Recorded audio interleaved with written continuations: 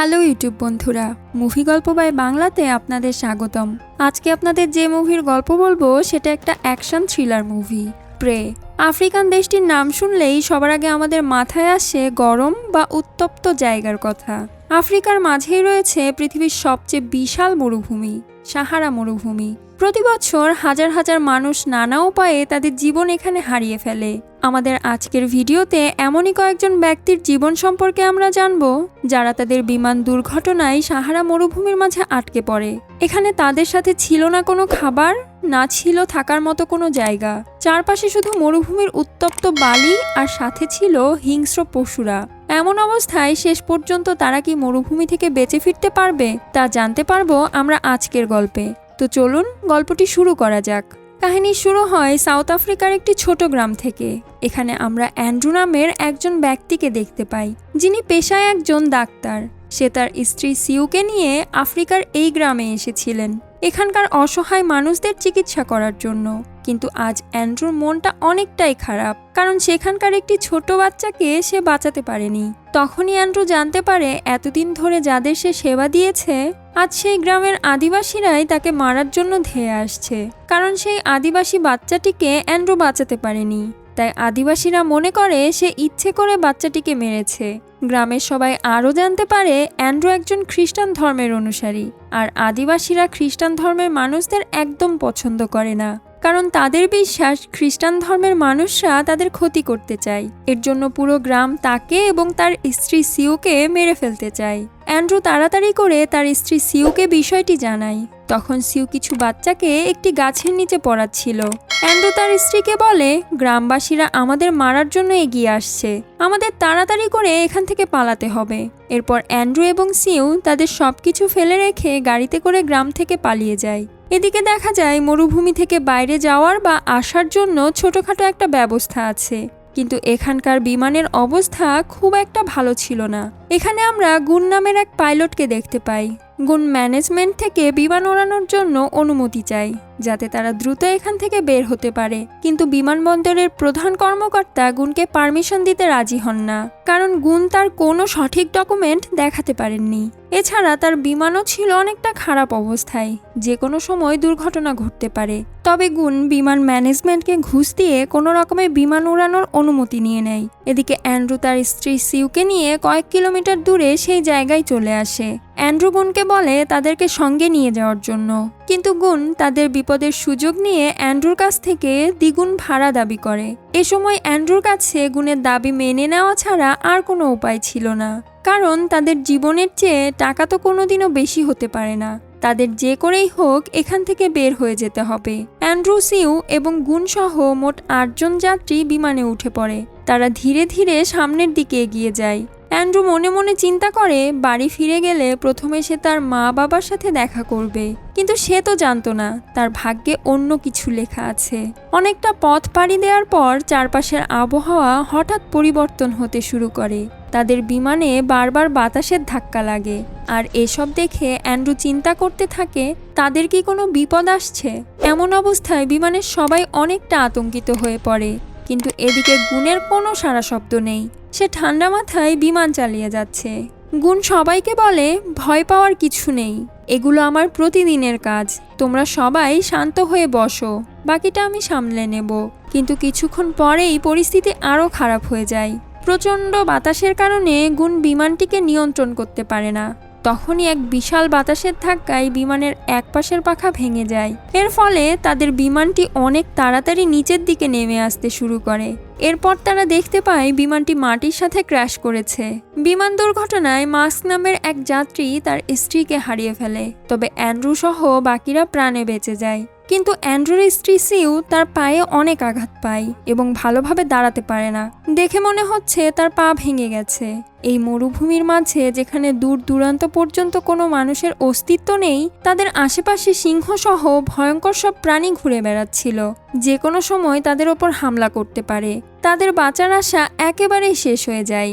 আগামী 2 সপ্তাহ পর্যন্ত তাদের বাঁচার কোনো সুযোগ নেই, কারণ এই রাস্তা দিয়ে পরপর কমার্শিয়াল বিমান উড়ে আসে প্রতি 2 সপ্তাহ পর। তাদের ভাগ্য যদি ভালো থাকে তবে তারা হয়তো কিছু সাহায্য পেতে পারে, কিন্তু সমস্যা হলো তারা কি আদৌ এখানে বেঁচে থাকতে পারবে? মরুভূমির মতো এক জায়গায় যেখানে মানুষের বেঁচে থাকার সম্ভাবনা মাত্র 7 দিন, তারা কি এতদিন বেঁচে থাকতে পারবে? আর তাদের আশেপাশে হিংস্র প্রাণীরাও ঘুরে বেড়াচ্ছে, যা তাদের জন্য আরও বিপজ্জনক। এরপর আমরা দেখতে পাই থম নামের একজন যাত্রী গুনকে গালিগালাজ করে, কারণ একমাত্র গুনের জন্যই তারা আজ এই ভয়ঙ্কর অবস্থায় আটকে পড়েছে। অ্যান্ড্রু গুনকে বলে, তোমার বিমানের অবস্থা অনেক খারাপ ছিল, তারপরেও তুমি আমাদের এখানে কেন নিয়ে আসলে? এখন এর দায়ভার কে নিবে? তবে গুণ সবাইকে বোঝানোর চেষ্টা করে। সে বলে, এই অবস্থায় নিজেদের মধ্যে তর্ক করা ঠিক হবে না, আমাদের আগে বাঁচার কোনো রাস্তা খুঁজে বের করতে হবে।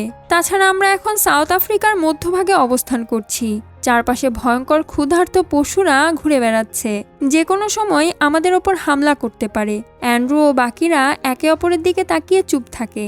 এরপর গুণ বলেন, সন্ধ্যা নেমে আসার আগেই আমাদের এখান থেকে বের হতে হবে।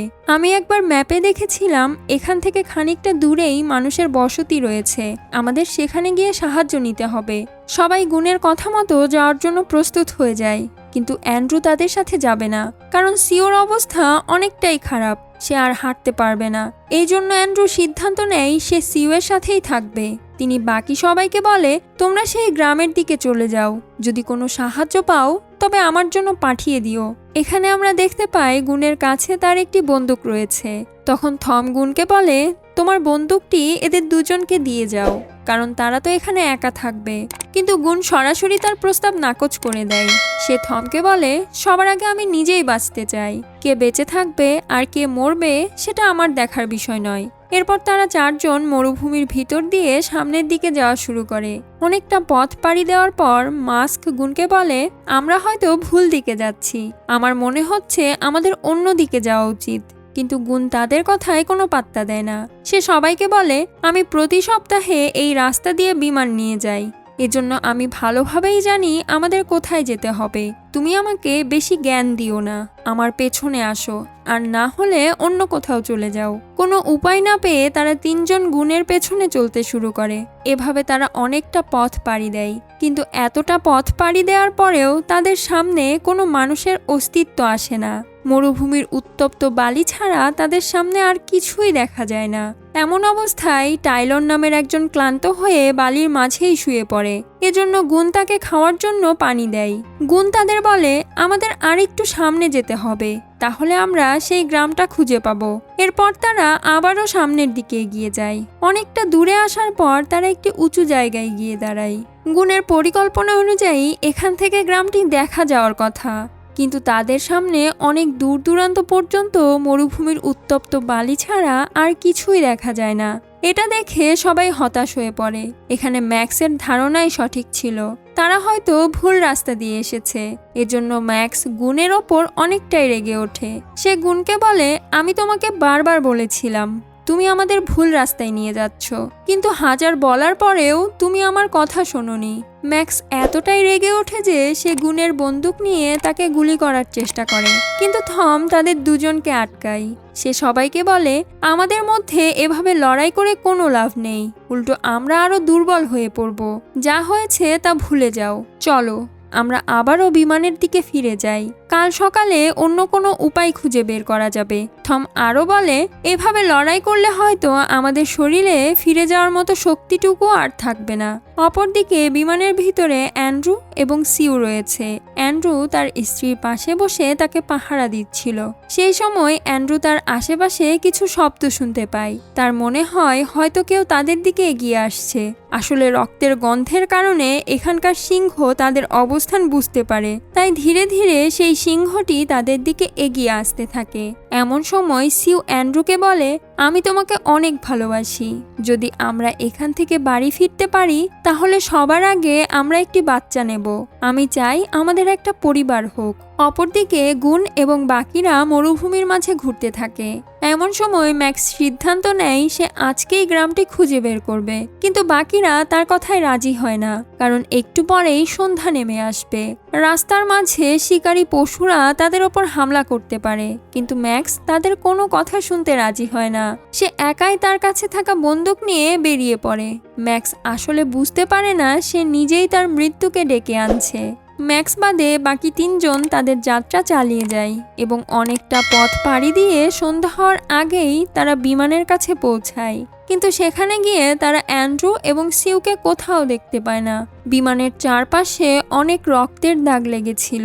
রক্তগুলো দেখে মনে হয় কাউকে হয়তো অনেক নৃশংসভাবে হত্যা করা হয়েছে।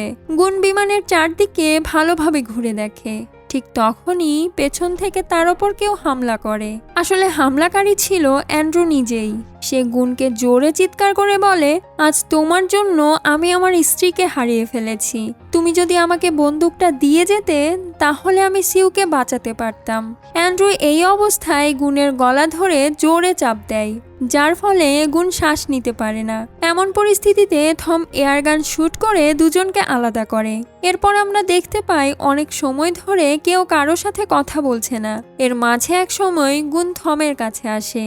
সে থমকে বলে, আমার বিমানে একটি কেবিন আছে যা লক করে রাখা যায়, কিন্তু সমস্যা হলো আমাদের ভিতরে যে কোনো 3 জন সেখানে থাকতে পারবে, আর একজনকে আজকের রাত বাইরে কাটাতে হবে। এই বিষয়ে গুণ এবং থম অ্যান্ড্রুর কাছে আসে আলোচনা করার জন্য, কিন্তু অ্যান্ড্রু উল্টো গুণকে বলে তুমি বাইরে থাকবে, কারণ অ্যান্ড্রু জানতে পেরেছে গুণ তার প্লেনে করে বেআইনিভাবে গন্ডারের শিং পাচার করছিল, যার ফলে অ্যান্ড্রু আর গুণের মাঝে আবার তর্ক শুরু হয়ে যায়। গুণ তখন তাদের বলে, আমি কোনোভাবেই বাইরে থাকবো না, কারণ বিমানটি আমার নিজের। এ বিষয়ে তাদের মধ্যে অনেকটা ঝামেলা হয়। শেষে থম সিদ্ধান্ত নেয় তারা টস করে এই বিষয়টি ঠিক করবে এবং যে টসে জিতবে সে ভিতরে থাকবে। টসে টাইলর বাদে বাকি সবাই জিততে পারে। এর মানে হলো আজ রাতে টাইলরকে বাইরে থাকতে হবে। টাইলর অনেকটাই ভয় পায়, কিন্তু অ্যান্ড্রু তাকে ভরসা দেয়, তোমার কিছুই হবে না, তুমি কোনো চিন্তা করো না, সৃষ্টিকর্তা তোমার সাথে আছে। এরপর টাইলর বাদে বাকিরা কোনো রকমে কেবিনের ভিতরে নিজেদের জায়গা করে নেয় এবং ভিতর থেকে দরজা বন্ধ করে দেয়। এদিকে বাইরে টাইলর একা একা তার মৃত্যুর সময় গুনছিল। থম টাইলরকে বলেছিল সারা রাত আগুন জ্বালিয়ে রাখতে, কারণ আগুন দেখলে পশুরা ভয় পাবে। অ্যান্ড্রু জানতো যে টাইলর আর ম্যাক্সের মতো বিপদে থাকা কাউকে সাহায্য করতে যাওয়া মানে নিজের মৃত্যু ডেকে আনা। অপরদিকে আমরা ম্যাক্সকে দেখতে পাই সে পাগলের মতো চারপাশে গুলি চালাচ্ছে। সে ভেবেছিল গুলি চালালে হয়তো পশুরা তার কাছে আসবে না, কিন্তু এমনটা হয় না। কিছুক্ষণ পরেই সেখানে একটি সিংহ ম্যাক্সকে কাঁচা চিবিয়ে খেয়ে ফেলে। এদিকে কেবিনের ভেতরে কিছু সময় পার হওয়ার পর গুণের টয়লেটে যাওয়ার প্রয়োজন পড়ে। এজন্য গুণ বাহিরে আসে টয়লেট করার জন্য। যখন সে তার কাজ শেষ করে আবারও ভিতরে যায় তখন এক অদ্ভুত ঘটনা ঘটে। একটি বিষাক্ত সাপ কেবিনে ঢুকে যায়।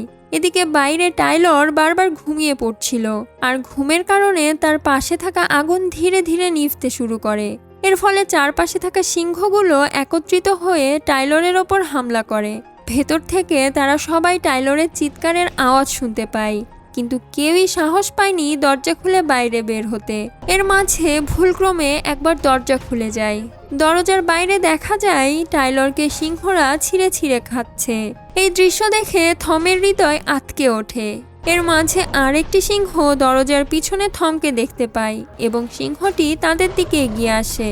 তবে থম কোনোভাবে দরজা বন্ধ করে দেয় এবং সে নিজেকে ও বাকিদের বাঁচানোর জন্য একেবারে অস্থির হয়ে ওঠে। কিন্তু তাদের বিপদ এখনো শেষ হয়নি। কেবিনের ভেতর সেই সাপটি থমকে কামড় দেয়, কিন্তু সময় থাকতে গুণ কোনোভাবে চাকু দিয়ে সাপের কামড় দেওয়ার জায়গাটা কেটে ফেলে, যাতে সাপের বিষ তার পুরো শরীরে না ছড়িয়ে পড়ে, এবং সেই সাথে গুণ সাপটিকেও মেরে ফেলে। এভাবে তারা 3 জন সেই রাতটা কিভাবে কাটিয়ে দেয় তা এক আতঙ্কিত পরিস্থিতি। পরদিন সকালে অ্যান্ড্রু সবার আগে বাইরে বের হয়ে আসে। সে সেখানে একটি গাছের তলায় গিয়ে বসে পড়ে। এদিকে আমরা দেখতে পাই বিমানের চারপাশে রক্তের বন্যা বয়ে যাচ্ছে। বিমানের প্রতিটি জায়গায় রক্ত লেগে আছে, যেন এক ভয়াবহ দৃশ্য। গুণ অ্যান্ড্রুকে বলে, আমাদের তাড়াতাড়ি এখান থেকে অন্য কোথাও যেতে হবে। এখানকার অবস্থা অনেকটাই খারাপ। চারিদিকে থাকা সিংহ যে কোনো সময় আবার আমাদের ওপর হামলা করতে পারে। তাছাড়া আমার কাছে কোনো খাবার বা পানি নেই। আমরা যদি এভাবে বসে থাকি তাহলে তো আর চলবে না। কিন্তু অ্যান্ড্রু তার বেঁচে থাকার আশা ছেড়ে দিয়েছে। তার পুরো পৃথিবী যেন হঠাৎ থমকে গেছে। যাকে অ্যান্ড্রু এত ভালোবাসতো আজ সে তাকে হারিয়ে ফেলেছে। এজন্য অ্যান্ড্রু নিজেও আর বাঁচতে চায় না। অপরদিকে দেখা যায় গুন এবং থম কষ্টের মধ্যে বাইরে আসে। থম এখন আর হাঁটতে পারে না এবং তার শরীরের অবস্থা আরও খারাপ হয়ে যায়, কারণ সাপের কামড়ে থমের একটি পা অবশ হয়ে গেছে। এজন্য গুন থমকে একটি লাঠি দেয় এবং তারা আবার ধীরে ধীরে সামনের দিকে এগিয়ে যেতে থাকে। এমন সময় গুন দূরে একটি গাড়ি দেখতে পায়। সে চিৎকার করে অ্যান্ড্রুকে বলে, আমরা এখন এখান থেকে বের হতে পারবো। আমাদের সামনে একটি গাড়ি দেখা যাচ্ছে।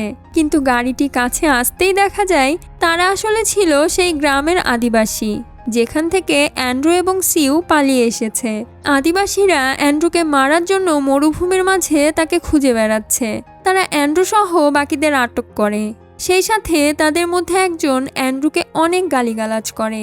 এখানে আমরা জানতে পারি থম নিজেও তাদের গ্রামের একজন বাসিন্দা। এজন্য সে আদিবাসীদের বোঝানোর চেষ্টা করে, কিন্তু তারা থমের কোনো কথা শুনতে রাজি ছিল না। আদিবাসীরা মনে করে অ্যান্ড্রু এখানে পশুদের হাড় কালোবাজারি করার জন্য এসেছিল। তারা বিমানের মাঝে হাড়সহ কয়েকটা বাক্সও দেখতে পায়, যা আসলে গুনের ছিল। গুন তাদের বলে, আমি নিজেই এগুলো কালোবাজারি করি, এখানে অ্যান্ড্রুর কোনো দোষ নেই। তবে আদিবাসীরা গুনের কথা শুনতেও রাজি ছিল না। তারা অ্যান্ড্রুকে শ্যুট করতে যাবে। এমন সময় থম তাদের বাধা দেয়। থম আদিবাসীদের বলে, আমাদের মারার চেষ্টা করলে এর পরিণতি তোমাদের জন্য অনেক খারাপ হতে পারে। থমের এমন কথায় রেগে গিয়ে একজন আদিবাসী সরাসরি থমকে শ্যুট করে দেয়, যা দেখে অ্যান্ড্রু আর গুন অনেকটাই শক হয়ে যায়। তারা ধরেই নিয়েছিল তাদের দুজনকেই আদিবাসীর হাতেই মরতে হবে। এরপর আদিবাসীরা অ্যান্ড্রু আর গুনকে মরুভূমির মাঝে দাঁড় করিয়ে রাখে। আদিবাসীদের মধ্যে একজন তাদের ওপর বন্দুক তাক করে দাঁড়িয়েছিল। এর মাঝে একজন বলে, গ্রামে ফিরে গিয়ে বড় কোনো গাড়ি নিয়ে আসবো, কারণ এতগুলো বাক্স একসাথে আমাদের ছোট গাড়িতে তুলতে পারবো না। এরপর সে গাড়ি নিয়ে তাদের গ্রামের দিকে চলে যায়। বাকি দুইজন গুন আর অ্যান্ড্রুকে পাহারা দিচ্ছিল। এভাবে অনেক সময় পার হয়ে যায়। তারা বারবার অ্যান্ড্রু এবং গুনকে পানি খাওয়ানোর লোভ দেখায়, কিন্তু খেতে দেয় না। আসলে তারা তাদের সাথে মজা নিচ্ছিল। এরপর সকাল থেকে শুরু করে বিকাল নেমে আসে এবং আমরা দেখতে পাই আদিবাসীদের দুইজন সেখানেই ঘুমিয়ে পড়ে। তাদের এই সুযোগকে কাজে লাগিয়ে গুন ধীরে ধীরে এগিয়ে গিয়ে তার বন্দুক নেয়ার চেষ্টা করে, কিন্তু যখনই গুন অনেকটা কাছে চলে আসে ঠিক তখনই লোকটার ঘুম ভেঙে যায় আর আদিবাসীটা গুনের দিকে বন্দুক ধরে গুলি চালিয়ে দেয়।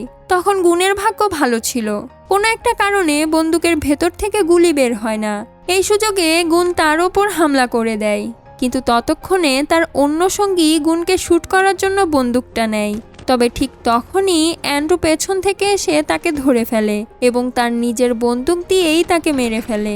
মারার পর অ্যান্ড্রুর অনেকটাই খারাপ লাগছিল, কারণ সে একজন ডাক্তার এবং একজন ডাক্তার হয়ে সে কিভাবে কোনো মানুষকে মেরে ফেলতে পারে। ডাক্তারের কাজ তো মানুষকে বাঁচানো। তবে গুন তাকে বোঝায়, আমাদের জীবন বাঁচানোর জন্য তোমাকে এমন কিছু করতে হয়েছে, এখানে দোষের কিছু নেই। এরপর গুন অ্যান্ড্রুকে বলে, আমাদের তাড়াতাড়ি এখান থেকে পালাতে হবে, কারণ যে কোনো সময় সে আদিবাসী গাড়ি নিয়ে চলে আসতে পারে। আর আসার পর তারা যদি তাদের সঙ্গীদের এমন অবস্থায় দেখে তাহলে আমাদের বাঁচার আর কোনো উপায় থাকবে না। কিন্তু অ্যান্ড্রুর অবস্থা অনেক খারাপ হয়ে যায়। আদিবাসীর সাথে ধস্তাধস্তি করার সময় তার এক পায়ে গুলি লেগেছে, যার কারণে অ্যান্ড্রু ভালোভাবে হাঁটতে পারে না। এজন্য গুন অ্যান্ড্রুকে তার কাঁধে তুলে নেয়। এরপর তারা দুজন মিলে ধীরে ধীরে সামনের দিকে এগিয়ে যায়, কিন্তু একটু দূরে যাওয়ার পর অ্যান্ড্রু মাটিতে শুয়ে পড়ে। এখন অ্যান্ড্রু আর কোনোভাবেই হাঁটতে পারে না। হাঁটতে গেলে তার অনেক কষ্ট হয়, কিন্তু গুন তাকে ভরসা দেয়, আমাদের আর একটু দূরে যেতে হবে, সামনে একটি পাহাড় দেখা যাচ্ছে যেখানে কোনো সিংহ আসতে পারবে না। আমি তোমাকে পাহাড়ের ওপর রেখে এসে সাহায্যের জন্য সেই গ্রামের দিকে বেরিয়ে যাব। অ্যান্ড্রু গুনের কথা শুনে ভরসা পায় এবং আবারও তারা সামনের দিকে এগিয়ে যাওয়ার চেষ্টা করে। কষ্ট করে তারা দুজন পাহাড়ের ধারে চলে আসে, কিন্তু এখান থেকে তাদের পাহাড়ের ওপরে উঠতে হবে। গুনের তো কোনো সমস্যা ছিল না, কিন্তু অ্যান্ড্রু তার হার স্বীকার করে নেয়। তার গায়ে আর এক ফোঁটাও শক্তি নেই পাহাড়ে ওঠার জন্য। এই সময় গুণ দেখতে পায় দূর থেকে কয়েকটা সিংহ তাদের দিকে এগিয়ে আসছে। এজন্য গুণ পেছন থেকে ধাক্কা দিয়ে অ্যান্ড্রুকে উপরে ওঠানোর চেষ্টা করে, কিন্তু অ্যান্ড্রুর হাত পিছলে গিয়ে সে আবারও নিচে পড়ে যায়। এদিকে সিংহগুলো অনেক তাড়াতাড়ি তাদের দিকে এগিয়ে আসে। কোনো উপায় না পেয়ে গুণ এবার অ্যান্ড্রুকে টেনে কোনো রকমে ওপরে নিয়ে আসে। পাহাড়ের ওপরে উঠে গুণ দেখতে পায় দূরে আগুনের ধোঁয়া দেখা যাচ্ছে। এর মানে শেষ পর্যন্ত সেই গ্রাম তারা খুঁজে বের করে ফেলেছে। এরপর গুণ অনেকটা খুশি হয়ে যায়, কারণ তারা দুজন এখন এখান থেকে বের হতে পারবে। তবে তাদের জন্য এ কাজ এতটাও সহজ ছিল না। তাদের সামনে ক্ষুধার্ত সিংহরা ঘুরে বেড়াচ্ছে, আর যদি তারা এখান থেকে নিচে নামার চেষ্টা করে তাহলে নিমিষেই সিংহরা তাদের খেয়ে ফেলবে। তবে গুণ সিদ্ধান্ত নেয় তাদের তো কিছু একটা করতে হবে। এভাবে বসে থাকলে তারা আর বাঁচতে পারবে না। অনেকক্ষণ চিন্তা করার পর গুণ সিদ্ধান্ত নেয় সে নিজেই গ্রামটির দিকে যাবে, কিন্তু অ্যান্ড্রু তাকে এমনটা করতে বারণ করে, কারণ অ্যান্ড্রু ভালোভাবে জানতো যে গুণ একবার নিচে নামলে আর ফিরে আসবে না। মরুভূমির সিংহরা তাকে নিমিষেই খেয়ে ফেলবে। এদিকে গুণ সিদ্ধান্ত নিয়ে ফেলেছে সে যে করেই হোক যাবে, কারণ একমাত্র গুণের জন্যই তাদের সবার আজ এই অবস্থা। সে তার জীবনকে উৎসর্গ করে নিজের পাপের ভার থেকে মুক্ত হতে চায়। যাওয়ার আগে গুণ অ্যান্ড্রুকে বলে, আমায় যদি সিংহরা খেয়ে ফেলে তুমি এই সুযোগে সেই গ্রামের দিকে পালিয়ে যাবে। আমি চাই তুমি যেন তোমার জীবন বাঁচাতে পারো, আর যদি পারো আমাকে মাফ করে দিও। এরপর দেখা যায় গুণ দৌড়ে সেই গ্রামের দিকে যাওয়ার চেষ্টা করে, কিন্তু রাস্তার মাঝেই সিংহরা তাকে থাবা দিয়ে ধরে ফেলে এবং তারা কয়েকজন মিলে গুণকে কাঁচা চিবিয়ে খায়। দূর থেকে অ্যান্ড্রু গুণের চিৎকারের আওয়াজ শুনতে পায়, কিন্তু তার এখানে কিছুই করার ছিল না। গুণের কথা মতো পিছন দিক দিয়ে অ্যান্ড্রু সেই গ্রামের দিকে পালিয়ে যায়। তবে তার এক পায়ে ক্ষত থাকার কারণে অ্যান্ড্রু ভালোভাবে হাঁটতে পারে না। তারপরেও সে খুঁড়িয়ে খুঁড়িয়ে সামনের দিকে এগিয়ে যাওয়ার চেষ্টা করে। খানিকটা দূরে আসার পর অ্যান্ড্রু আর হাঁটতে পারে না। সে মাটিতে শুয়ে পড়ে। তার মনে হচ্ছিল হয়তো গুণের মতো তাকেও এখানেই মরতে হবে। এমন সময় দেখা যায় সামনে থেকে কয়েকটা নেকড়ে তার দিকে এগিয়ে আসছে। তারা অ্যান্ড্রুর ওপর হামলা করার চেষ্টা করে। অ্যান্ড্রু তার হাতের লাঠি দিয়ে নেকড়েদের কাছে আসতে দেয় না। তখন আকাশ থেকে বিকট শব্দে বিদ্যুৎ চমকানোর আওয়াজ আসে। এতে নেকড়েগুলো ভয় পেয়ে সেখান থেকে পালিয়ে যায়। এরপর মরুভূমির মাঝে জোরে জোরে বৃষ্টি নেমে আসে। বৃষ্টির পানি দেখে অ্যান্ড্রু অনেকটাই খুশি হয়, কারণ সে আজ কয়েকদিন পর পানি দেখতে পেল। কিন্তু অ্যান্ড্রু এখনও উঠে দাঁড়াতে পারে না। তার পায়ের প্রচণ্ড ব্যথা তাকে বারবার হার মানতে বাধ্য করছিল। অ্যান্ড্রু এবার সিদ্ধান্ত নিয়ে নেয় সে আর এখান থেকে কোথাও যাবে না। তার মৃত্যু কাছাকাছি। অ্যান্ড্রু সেটা তার চোখের সামনে দেখতে পায়। কিন্তু বৃষ্টি থেমে যাওয়ার পর এখানে কিছু গ্রামবাসী অ্যান্ড্রুকে দেখতে পায়। এরপর তারা অ্যান্ড্রুকে তাদের গ্রামের দিকে নিয়ে যায়। হাজারো কষ্ট এবং ত্যাগ স্বীকার করে শেষ পর্যন্ত অ্যান্ড্রু তার জীবন বাঁচাতে পারে। আর এখানেই মুভিটি শেষ হয়।